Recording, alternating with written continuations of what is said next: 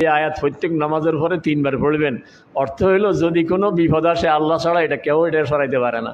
আর যদি কোনো ভালো কেউ দিতে চায় আল্লাহ তাআলা এটাকে কেউ ঠেকাইতে পারে না।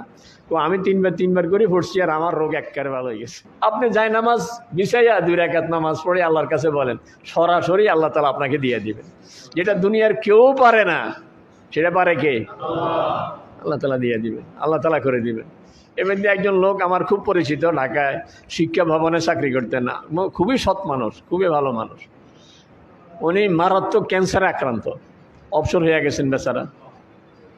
আমি খুব দোয়া করছি এবং খুব পেরেশানও ছিলেন। এত ভালো মানুষ, জীবনে মানে একেবারেই এই জায়গায় বসেই ঘুষ খাইতেন না, এটা সবাই জানে, একেবারে স্বচ্ছ মানুষ, জটিল রোগে আক্রান্ত। তা আমি সাহস করি, ফোন করি না যে এত অসুস্থতার ভিতরে। অনেকদিন পরে ফোন করার সময় ভাবছিলাম যে বেশি আছে না মরে গেছে, কারণ পাকস্থলীতে ক্যান্সার, এই জায়গায় ক্যান্সার হলে তো বাঁচার কথা না। তো শেষে সাহস করি ফোন দিলাম, বলে কেমন আছেন? কাজে আলহামদুলিল্লাহ খুব ভালো আছে। রোগের কী অবস্থা? এখন খুব ভালো। কি বলে? কয়ে যে ইন্ডিয়া গেছি, অমুকখানে গেছি, সব গেছি, অনেক টাকা খরচ করছি। শেষে একজনে বলল যে সূরা আনআমের 17 নম্বর আয়াত, ওয়াইয়ামসাসকাল্লাহু বিদুররিন ফালা কাশিফা লাহু ইল্লা হু ওয়াইয়ামসাসকা বিখাইরিন ফাহুয়া আলা কুল্লি শাইইন কাদির। এই আয়াত প্রত্যেক নামাজের পরে 3 বার পড়বেন।